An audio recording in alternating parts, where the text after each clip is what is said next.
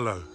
So today's the 3rd of July and it's actually the evening of the 3rd of July, and what I've done is I woke up early this morning, taken out all the weeds in my tomato section and had put the tomato seedlings in. So let me just show you around what I've done.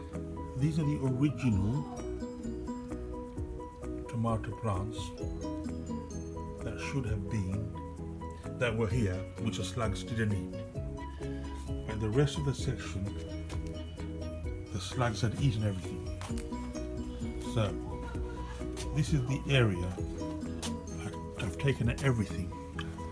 And if you look in between there, I've put in all the tiny tomato seedlings.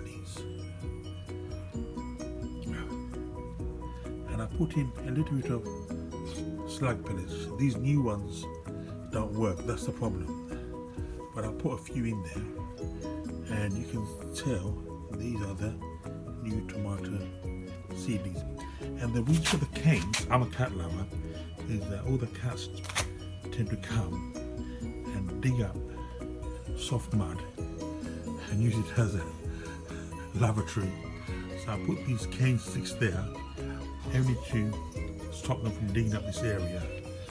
I put 2 under here as well, where the canes are, and I put a few there.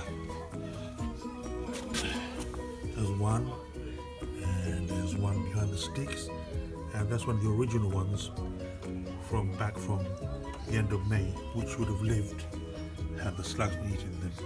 So this is the video for the 3rd of May, and hopefully by the morning they should be here, providing the slugs haven't eaten them.